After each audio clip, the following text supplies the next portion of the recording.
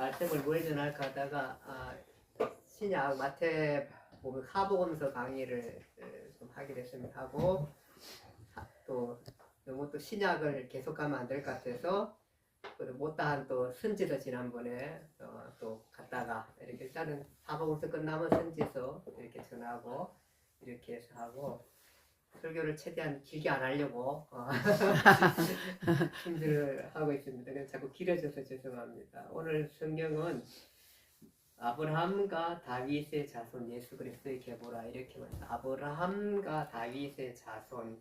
그러니까 예수님이 뭐냐 하면은 아브라함의 후손이라는 거죠. 그렇게 말씀하고 있습니다.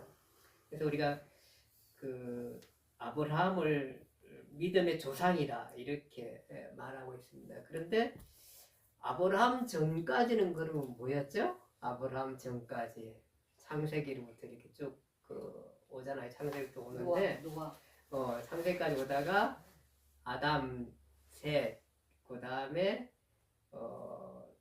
게난 뭐 이렇게 셋, 에노스, 게난, 에녹, 모두셀라 이렇게 하다가 어디까지 하면 노아까지 노아까지. 그리고 그 반대편에 조금 뭐라 그럴까 하나님을 똑같이 아담의 후손임에도 불구하고 하나님을 섬기지 않는 또 족속이 이어지는 건 누구냐면 가인, 가인, 에녹, 이랏, 라멕. 여기 에녹은 위에 있는 그 위에 족보의 셋 족속의 에녹이 아니에요. 다른 에녹. 그 다음에 라멕, 야발, 유발 뭐 이렇게 해서 나오는데 아담 셋, 그 다음에 에녹, 모두셀라, 노아 이렇게 나오는 사람들을 가르쳐서 이제 창세 6장에 가면 하나님의 아들들이라 그러거든요. 그 다음에 이제 가인, 에녹, 이랏, 라멕, 야발 이렇게 나와가지고 사람의 딸들이 나오는데 이 하나님의 아들들이 사람의 딸들과 결혼해가지고 아이들을 낳고 거기에 뭐 장수가 나오고 뭐 큰 네피림 뭐 이런 족속이 나온다고 성경은 해요. 그렇게 했는데 어쨌든 간에 이것이 이렇게 된 것을 성경은 굉장히 악하다고 얘기해요. 악하다고. 그래가지고 결국은 하나님께서 노아를 통해서 심판을 하죠. 120년 후에 너희가 심판할 테니까 너는 방주를 만들라 이렇게 됐잖아요. 그래서 이제 120년 후에 실질적으로 이제 홍수가 오게 되죠. 홍수가 일어나가지고 사람들이 그러니까 하나님의 아들들, 사람의 딸들이 없고 그냥 싹 다 죽어요. 가인의 족속 싹 죽고 셋의 족속도 싹 죽는데 몇 명 남아요? 8명. 노아와 노아 부인과 아들들 셋과 셋 부인들. 딱 8명만 남아요. 8명만 남았는데 그 8명 중에서 이제 나오는 게 뭐냐 하면은 그 자손들로부터 이제 퍼져가게 되는데 셈, 함, 야벳 이런 식으로 이제 퍼져나가거든요. 그렇게 이제 퍼져가 나가서 다시 인구가 시작돼요. 거기서부터. 근데 하나님께서 뭐라 그러냐 하면은 셈의 하나님이라 이렇게 말씀을 하세요. 창세기 9장 26절에 하나님은 셈의 후손을 통해서 그 하나님의 백성들을 이끌어 가는데 셈의 후손주 가운데 쭉 나가다가 누가 나오냐 하면은 드디어 우리가 얘기하는 아브라함이라는 게 나와요. 셈의 후손을 통해서 다 죽었다가 셈의 후손을 통해서 셈, 함, 야벳인데 그 중에서 셈의 후손을 통해 가지고 아브라함이 나와요. 아브라함이 나와서 이제 하나님께서 이 아브라함이 원래 이제 아브라함의 아버지는 그러니까 아브라함이 살았던 데는 갈대아 우르라 그래가지고 메소포타미아 지역 그러니까 이스라엘 저 북쪽에 아수르라고 했던 우리가 했던 그다음에 바벨론 그쪽 지역에 우르라는 지역이 있어요. 그쪽 지역에서 다른 신을 여기 뭐라면 이렇게 말하고 있어요. 여호수아 24장 2절에 옛적에 너희의 조상들 곧 아브라함과 나홀의 아버지 데라가 강 저쪽에 거하여 다른 신들을 섬겼다 이랬어요. 다른 신들을 섬겼다 그랬고 그 다음에 이제 성경 정사 기록은 아니지만 성경 다른 야사 기록에 의하면은 아브라함의 아버지는 그 우상 이런 걸 조그맣게 만들어 가지고 재주가 좋아 이걸 만들어 가지고 파는 그런 일을 했다. 근데 이건 사실은 성경에 나와 있는 건 아니에요. 다만 성경에 이렇게 나와요.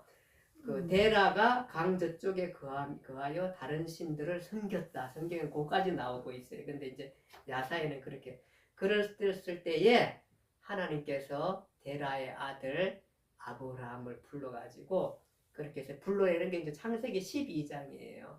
그래서 이제 이 아브라함의 후손이 바로 예수 그리스도라 그 얘기. 아브라함의 후손이 나오는데 창세기 12장에 이렇게 너는 너의 고향 친척 아비 집을 떠나서 내가 내게 보여줄 땅으로 가라.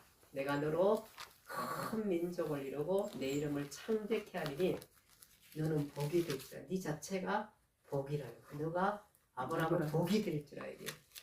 그렇게 말하게 돼요. 그리고는 뭐라 너를 축복하는 자에게 아브라함 너를 축복하는 자 너에게 복을 내리고 너를 저주하는 자에게 내가 복을 저주하리니 땅의 모든 족속이 너로 말미암아 복을 얻을 것이라. 그렇게 해서 이제 그 아브라함을 통해서 모든 족속이 복을 받게 되는데 지금 그 아브라함의 후손들을 쭉 찾아보면 그게 누구냐 하면은 이스라엘이에요.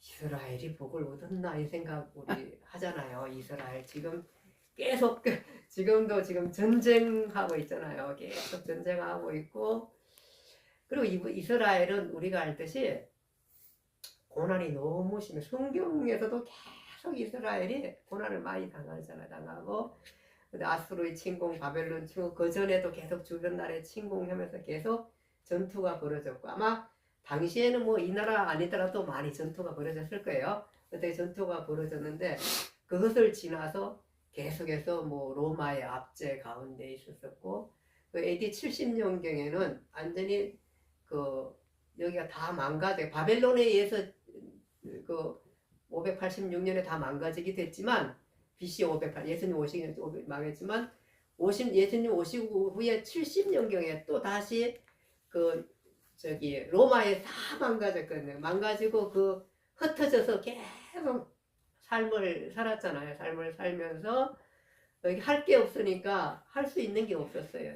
뭐 이 사람들 핍박하고 일자리도 주지 않고 고난 당하고 이러니까 내가 지난번에 말씀을 할 수 있는 게 뭐냐 하면은 고리대금업 그거 했잖아요. 그거 하고 뭐 이렇게 하고 또 뭐 사람들은 뭐 저기 백정일 했다 뭐 이런 얘기들도 있는데 어쨌든 뭐 그런 건 잘 모르는데 어쨌든 고리대금업 그 일은 이제 성경에서 하지 말라고 했으니까 그때 당시 이제 기독교 사회가 되면서 유대인들에게 그걸 하게끔 시켰거든요. 이제 그런 사회가 되면서 너무 고생하다가 우리가 알듯이 또 히틀러에 의해서 600만 명이라는 사람들이 이제 죽게 되는 이런 많은 고난을 당하는데 오늘 아브라함이 복을 받겠다 그랬는데 이 말이 맞는 건가 이런 생각을 하게 되는 거죠. 근데 이것은 사실은 복의 개념이란 땅의 모든 족속이 아브라함을 말미암아 복을 얻을 것이라는 것은 아무리 우리가 생각해봐도 예수님 빼고는 얘기할 수가 없어요. 왜냐하면 지금 이스라엘 뭐 사람들이 이스라엘 다시 회복될 거고 뭐 거기에 예루살렘 성전이 세워질 거고 이런 얘기를 하는데 성전은 이미 다 없어졌고 주님 자신도 성전에 대한 의미가 없게 말씀하셨는데 거기 왜 세워져야 하는지 모르겠어요. 지금도 많은 기독교인들이 세워진다 그러는데 저는 그렇게 생각 안 해요. 신학적으로 성경이 세워질 수는 있겠죠. 세워졌다 해가지고 그것이 예수님께서 바라는 그런 성전은 아니라 생각을 해요. 어쨌든 간에 그 복이란 개념은 뭐냐 하면은 결국은 예수 그리스도를 통해서 그 유대 줄기 가운데 아브라함의 후손 중에 예수 그리스도가 오셔가지고 인류를 위해서 죽음으로 말미암아 예수 믿는 사람들이 많아지면서 새로 탄생한 예수 믿는 새로 탄생한 영생을 가져가는 그 복을 외에는 이 아브라함 복을 얘기할 수 없겠다 이런 생각을 하는 거예요. 그래서 아브라함 육신적으로 아브라함을 통해서 예수님께서 오시고 이 또한 성령이 얘기하는 아브라함의 복은 바로 어떻게 있냐 하면은 바로 아브라함의 후손 통해 예수 그리스도를 통해서 새롭게 탄생하는 인류, 그 인류가 복 있는 사람이라 그 얘기를 하고자 아마 이렇게 그거 외에는 성경을 해석할 방법이 아무것도 없어요. 지금 역사를 흘러간 거 보면서 그러니까 예수님이 오셔서 메시아가 오셔서 결국 인류를 구원할 그 소식을 받은 사람이 복 있는 사람이니까 그거 자체가 복이라 그랬어요. 아브라함이 하나님을 믿은 것이 복이 됐고 그 인류 모든 사람들이 예수 그리스도를 통해서 하나님을 믿은 것이 복이 되었다는 거예요. 그거 외에는 설명할 방법이 하나도 없어요. 위대하고 대단한 거죠. 그리고 다윗의 후손이라 이렇게 얘기했어요. 아브라함의 후손이요. 아브라함과 다윗의 후손이라 그랬어요. 우리 다윗 한번 살펴볼게요. 다윗이 어쨌든 간에 왕이 되잖아요. 그렇죠? 왕이 돼서 굉장히 이제 왕이 돼가지고 좀 평안한 어느 날 다윗이 이렇게 얘기해요. 다윗이 주위의 모든 원수들을 이제 많이 물리쳤어요. 전 다윗도 고생 많이 했어요. 사실은 정말 난 다윗같이 살아가면 못 살 거예요. 이게 얼마나 바꾸자 그러면 안 바꿔요. 아니지만 내가 계속 도망다니고 다윗이 육신적으로 큰 복을 받았을까 할 만큼 계속 도망다녀요. 도망다니는데 근데 이제 왕이 돼가지고 어느 정도 좀 평안해졌어요. 평안해져오니까 나쁜 생각도 하지만 평안해지니까 또 좋은 생각도 할 수 있는 이 사람이 어떤 생각하냐면은 야 내가 왕궁에 이렇게 지금 거하고 있는데 그것도 왕이 그 백향목이라는 요즘 우리가 그 솔향 나는 것처럼 아주 멋있는 그 백향목 왕궁을 지어놓고 너무너무 그 왕으로서 진짜 오랜만에 평안한 시절을 보내고 있는데 다윗이 깨달은 거예요. 아니 지금 내가 뭘 하고 있는 거지? 내가 지금 이렇게 내 혼자만 백향목 궁에 거하는 게 옳은 건가? 이 생각을 하는 거예요. 그러면서 하는 말이 아니 우리 하나님의 성소는 텐트 가운데 지금 장막 가운데 거하고 있는데 나만 이렇게 있는 게 맞는 거야? 백향목 궁에 우리 하나님은 초라한 곳에 임하시는데 자기가 이제 조금 여유가 생겨 그런 생각을 한 거예요. 그러니까 나단이 그 다윗의 심정을 알고 아니 하나님이 당신을 엄청 좋아하시는데 하나님한테 물어보세요 한번. 그래가지고 아마 다윗이 기도한 것 같아요. 하나님 나는 이렇게 백향목궁을 했는데 내가 당신을 위해서 좋은 성전을 하나 세우면 어떨까요? 이렇게 이제 물어본 거예요. 물어보요. 그러니까 하나님께서 나단 선지자를 통해 가지고 다윗에게 가서 다윗에게 한번 말해라. 내가 나를 위해서 하나님 뭐냐? 네가 나를 위해서 내 살집을 건축하겠다고 그러는데 내가 이스라엘 자손을 애굽에서 인도한 날부터 오늘까지 장막과 성막에 거하면서 텐트에 거하면서 텐트에 그 성소가 있잖아요. 성소 만들어 놓고 거기에 성막 쳐놓고 그렇게 그 안에 우리가 했던 법궤 뭐 이런 게 다 있었잖아요. 거기 이렇게 거기 하나님 임재하셨거든요. 내가 장막 성막에 거하면서 언제 이스라엘 자손과 다니는 곳에서 이스라엘 어느 지파에게 너희는 어찌하여 나를 위하여 백향목 집을 건축하지 않느냐 그런 소리를 해본 적이 있느냐 그렇게 말하는 거예요. 그러므로 다윗에게 이렇게 말하라. 내가 너를 목장 곧 양을 따르는 데서 데려다가 내 백성 이스라엘의 주권자로 삼았다. 다윗이 원래 직업이 뭐였어요? 목동이죠. 목동에서 이게 나가 이제 불림받자 목동이잖아요. 거기서는 불러가지고 이스라엘의 주권자로 삼았다. 뭘로 삼았어요? 왕으로 삼은 거예요. 이스라엘 이끄는 사람으로 왕으로 삼은 거예요. 그리고 내가 가는 모든 곳에서 내가 너 원수들을 물리쳤고 또 내가 너를 이름을 위대한 자 땅에서 위대한 이름을 만들어 주었다 이렇게 말하면서 그리고 내가 이스라엘 백성들로 하여금 한 곳 즉 가나안 땅을 정해 살게 했고 다시 옮기지 않고 악한 사람들을 멸하였다.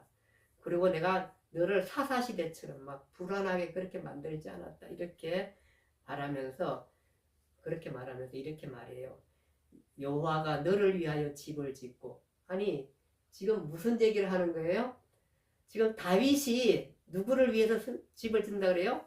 백향목 집을 하나님을 위해서, 즉 성전을 짓겠다고 했는데 지금 하나님은 뭐라 그러냐면은 여호와가 너를 위하여 집을 짓고 내 수완이 차서 내 조상들과 함께 누울 때에 내가 내 몸에서 내 씨를 내 뒤에 세워 그의 나라를 견고하게 할 것이라. 그러면서 그러고 보니까 그리고 그가 내 씨가 성전을 건축할 거라 그래요. 그리고 그의 나라는 견고하고 영원할 거라 그렇게 얘기해요. 자, 그러면 이제 이 내 씨 결국은 뭐냐면은 다윗 너는 성전을 못 지어. 오히려 내가 너를 위해서 성전을 지어줄 거야. 그렇게 말하고 그 다음에 내 씨가 성전을 지을 거야. 그리고 너의 나라는 영원할 거야. 그랬는데 내 씨가 진짜 성전을 지었어요. 그게 누구죠? 솔로몬. 솔로몬이 성전을 지었어요. 그래서 하나님께서 그 성전 지은 것들을 허락했고 그 성전을 짓는데 다윗이 재료를 많이 모아가지고 다 줬어요. 그러니까 아버지가 적어도 반 이상을 해놓은 거예요. 아들이 했지만 그렇게 해가지고 다 성전을 잘 지어놨어요. 그런데 하나님은 다윗을 위해 성전을 짓는다 그랬어요. 다윗을 위해. 근데 이 솔로몬이 지은 성전이 견고하거나 영원하지 않았고 솔로몬의 왕권이 영원하지 우리가 볼 때 그렇죠. 영권은 결국은 뭐냐 하면은 이 솔로몬 성전은 586년 예수님 오신 586년 바벨론의 침공에 의해서 싹 다 망가졌죠. 그렇죠. 나중에 포로들이 와가지고 성전을 다시 짓긴 하잖아요. 그렇죠. 싹 망가졌어요. 그럼 이게 무슨 말을 하는 건가? 이 성전이라는 것은. 그 다음에 솔로몬의 나라가 견고했나요? 솔로몬 그거로부터 나라가 북쪽, 남쪽 나누어지고 결국은 다 나중에 가서 망했어요. 어디에서? 북이스라엘은 아수르에서 망했고 남쪽 유다는 바벨론에서 망해졌어요. 야, 그러면 이게 뭐 성경이 이게 잘못된 거 아닌가? 이런 생각 우리가 할 수 있죠. 근데 이 영원하다는 의미, 성전을 짓겠다는 의미, 그다음에 내 씨가 그렇게 하겠다고 그랬는데 여기 보면은 내 씨는 다윗의 씨인데 다윗의 씨는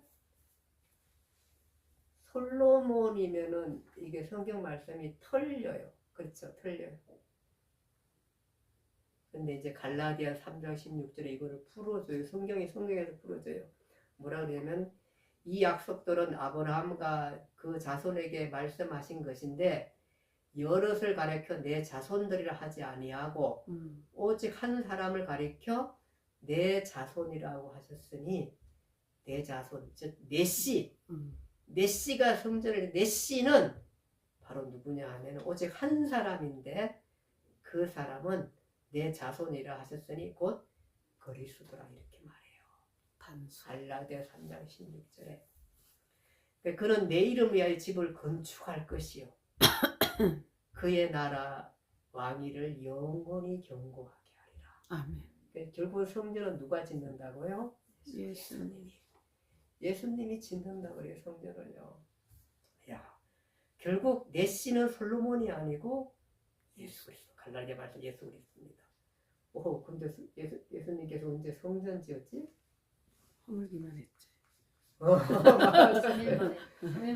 이렇게 말해요. 지금 성전은 솔로몬 성전은 바벨론에서 완전히 파괴됐습니다. 솔로몬 왕권은 무너졌고 결국 모든 성취는 예수 그리스도를 향하고 있습니다.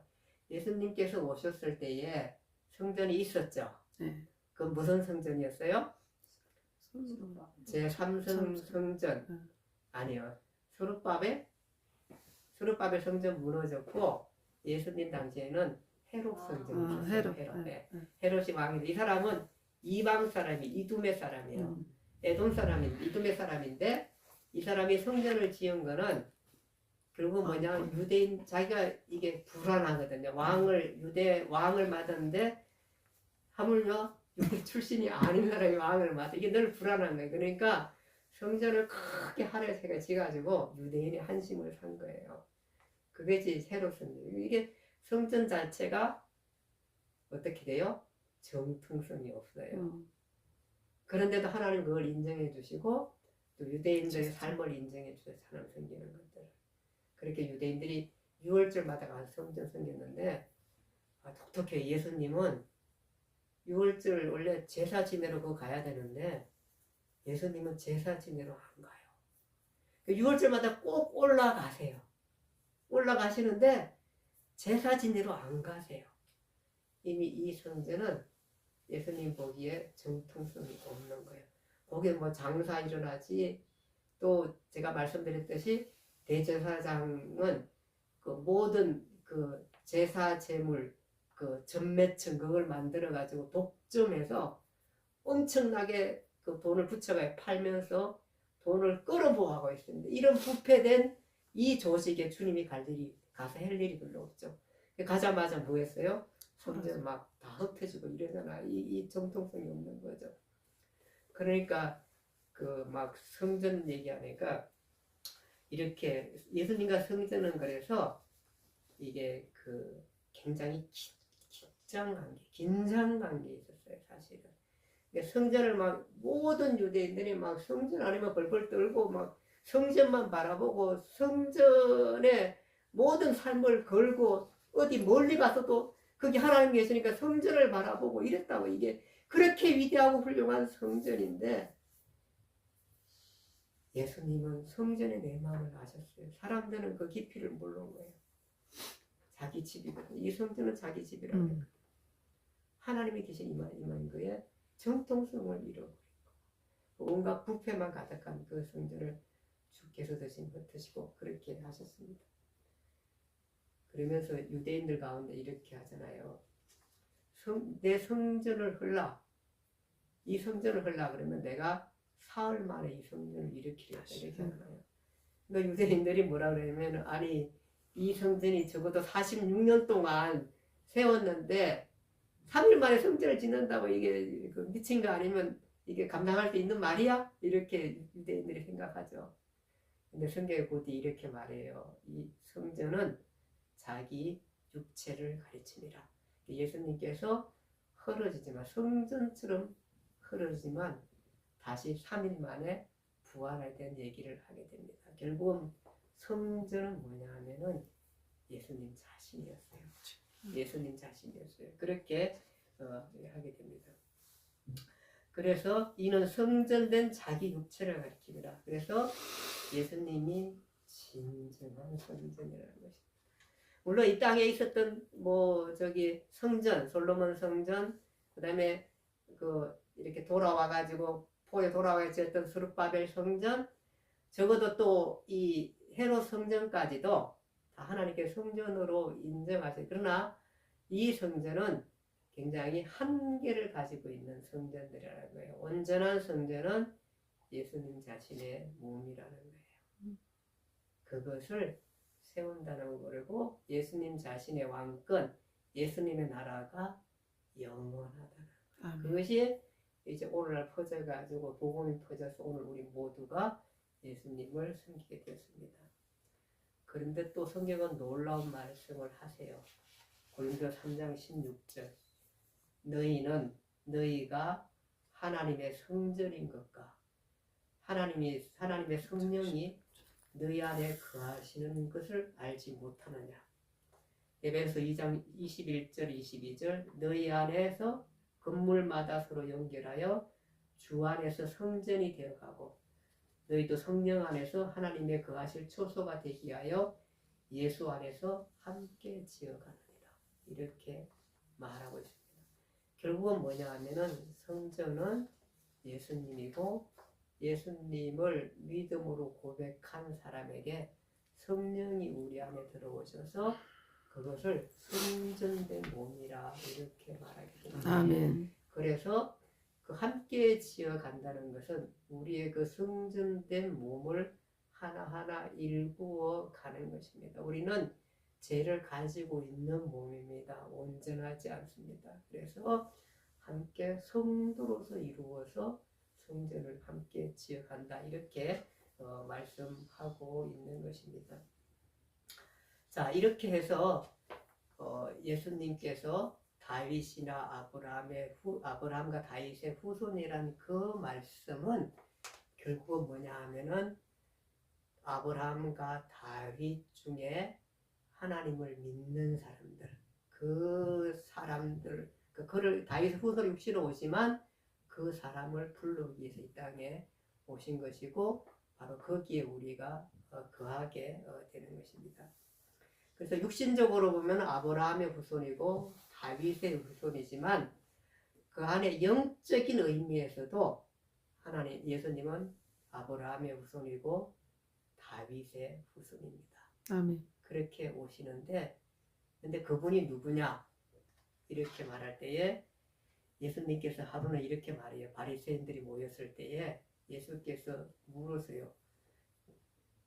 너희는 그리스도에 대해서 어떻게 생각하느냐? 예수님에 대해서 어떻게 생각하느냐 물으니까 그러면서 누구의 자손이냐 이렇게 물으니까 사람들이 뭐라 그러냐면은 예수님은 다윗의 자손입니다. 맞죠? 육신적으로 다윗의 자손이죠. 근데 예수님께서 시편 110편 1절을 인용하세요. 110편 1절을 인용하면 뭐라 그러냐면은 너희는 그 111절 너희는 그리스도에 어떻게 물으면서 그러면 성령이 감동되어 다윗이 성령에 감동되어 어찌 그리스도를 주라 하셨으니 어찌 그의 자손이 되겠냐 이 말씀을 하세요. 그러니까 다윗이 뭐냐 하면은 다윗의 후손이 그리스도인데 다윗이 그 후손한테 주님이라고 말했다는 거예요. 예수님께서. 근데 그것이 어디 있냐면 시편에서 진짜 다윗이 그렇게 말해요. 시편 110편 한번 찾아보시고 누가 한번 보실래요? 시편 110편 110편 1절에는 네. 여호와께서 내 주에게 말씀하시기를 내가 내 원수들로 이렇게 되어 있는데요. 예, 한번 읽어보세요. 내가 내 원수들로 내 발판이 되게 하기까지 너는 내 오른쪽에 앉아 있으라 하셨도다. 예. 여호와께서 시온에서부터 주의 오케이, 권능의 됐습니다. 귤을 내보내시니 예, 그거 설명 좀 할게요. 봐, 여기 보면 지금 이거 누구 시예요? 다윗. 예, 다윗이 뭐냐면 주께서 여기 여호와께서입니다. 여호와께서 내 주에게 내 주는 누구예요? 다윗의 주에게 다윗의 주에게 이르시되 내가 네 원수를 내가 네 원수를 다윗의 주의 원수를 다윗의 주의 발 아래 둘 때까지 내 하나님 성부 하나님 우편에 앉았으라 그 얘기입니다. 그러니까 뭐냐면은 다윗이 내 주가 있는데 그러면 내 주가 있는데 내 원수를 내 발 아래에 둘 때까지 내 우편에 앉았으라. 다윗의 주 그렇게 말하거든요. 그것이 누구냐면 메시아거든요. 지금 메시아에 대해 설명할 때 메시아거든요. 그리스도거든요. 그러니까 예수 그리스도가 뭐냐 하면은 다윗의 후손이지만 또 그리스도는 다윗의 주가 된다 그랬어요. 이 설명 어떻게 해요? 다윗이 그리스도를 주라 그랬어요. 이 얘기는 뭐냐 하면은 내가 바로 누구냐 하면은 다윗보다 먼저 있었던 하나님이라는 거예요. 하나님. 예수님은 이 땅에 육신적으로 이 땅에 오시지만 그분은 하나님이셨어요. 하나님. 그러니까 이것을 이렇게 설명하는 거예요. 주님께서. 이게 성경에 아주 오묘한 진리예요. 그러니까 성경의 맥이 하나도 틀림이 없다는 것들을 이 진리를 알 때 우리가 느낄 수 있는 거예요. 그러니까 바로 예수 그리스도는 하나님이셨어요. 그래서 동정녀 탄생도 가능했고요. 그래서 이 땅에 육체를 입으셨지만 무리를 걷는 것도 가능했고요. 병든 자를 일으키는 것도 가능했고요. 죽음에서 부활도 다 가능했어요. 이분은 성자 하나님, 삼위에서 성부, 성자, 성령의 성자 하나님. 우리가 오늘날 그 유명한 말로 삼위일체라고 그래요. 삼위일체. 근데 삼위일체는 해석이 설명이 우리의 지혜로는 안 가는 거예요. 그래서 어떻게 보면 그냥 삼위일체 하나님 믿는 게 훨씬 좋아요. 이걸 설명하려고 사람들이 수십 년 동안 연구했는데 결국은 이렇게 결론났어요. 하나님은 한 분이신데 삼위가 계시다. 삼위는 동등하다. 뭐 이렇게만 해서 아주 복잡하게 설명해요. 그러니까 한 신학자가 이렇게 말해요. 하나님은 우리의 지혜로 설명할 수 없는 하나님이다. 아멘. 나는 설명할 수 없기에 그분이 진짜 하나님인 것을 믿노라. 아멘. 이렇게 설명했어요. 우리의 한계를 인정하는 아주 오묘한, 그러니까 다른 모든 세상의 신들이나 모든 세상에 갖고 있는 종교나 이런 것들과 아주 첨예하게 다른 이런 의미들을 갖고 있는 거예요. 그래서 그 그리스도가 오셔가지고 결국은 그 하나님이신 그분이 태초부터 죄악에 빠진 인류를 구원하기 위해서 하나님의 계획에 따라 성자 하나님 이 땅에 오신 것입니다. 무엇을 위해서? 인간을 재창조하기 위해서. 아멘. 그러니까 예수 믿는 사건은 단순한 사건이 아니라 우리를 재창조하는 사건입니다. 믿음의 백성. 그래서 아브라함에 약속하고 다윗에게 약속한 것은 뭐냐면은 예수 그리스도에게 초점을 맞추고 있고 예수 그리스도를 통해서 믿음을 일으키게 되고 하나님의 백성을 진정한 하나님의 백성, 이스라엘이 아니라 예수 그리스도를 믿는 하나님의 백성. 그래서 아브라함 너를 통해서 뭐라 그래요? 모든 족속. 이 말은 지금 이스라엘 통해서 모든 족속이라는 말이 안 돼요. 모든 족속이 어떻게 해석이 안 돼요. 왜냐하면 이스라엘 자신도 지금 견디기 어려운데 무슨 모든 족속이고. 히브리인을 통해 예수님이 오셔서 이 예수를 통해서 모든 믿는 사람들을 불러일으키고 믿음을 불러일으켜가지고 새 창조된 백성을 만들어서 영생을 주는 게 예수 그리스도가 이 땅에 오셔서 성자 하나님 하신 일이에요. 왜 이렇게 하셨어요? 우리에게 영생을 선물로 주시려 이 땅에 오신 것입니다. 이유는 왜 이렇게까지 우리를 이렇게까지 자기가 죽기까지 하면서 그렇게 하셨나요? 그거는 그가 창조한 사람을 사랑하시기 때문에. 아멘. 사랑 때문에 사랑 아멘. 때문이에요. 왜냐하면 모든 창조물 중에 사람 특별하게 만들어 어떻게 만들죠? 하나님의 형상과 모양으로 형상과 모양으로 만들어주세요. 그래서 인간은 존중받아야 존재인데 우리 악함이 인간을 함부로 다루는 거예요. 그래서 함부로 다루는 인간은 존중받아야 돼. 그런 거예요. 그래서 그가 인간을 사랑하는 하나님이 이 땅에 동정녀 탕생을 오셔서 3년 동안 공생의 삶을 사셨고 공생의 삶에 대한 기록들이 이제 사복음서에 이렇게 기록되어 있습니다. 제가 이제 예수님의 일들을 이제 이 땅에 하신 일들을 하나하나 찾아가면서 사복음서를 길을 가면서 이 신약 강의를 하려고 합니다. 사복음서 끝나면 다시 이제 선제서 너무 또 그쪽이 우리가 한계가 있어요. 지겨울 수 있어요. 우리는 늘 나는 내가 늘 한계가 있다는 생각을 해요. 항상. 그러니까 또 저기 구약에 좀 갔다가 다시 사도행전 갔다 이런 식으로 가는 걸로 이런 식으로 그렇게 해나가겠습니다. 오늘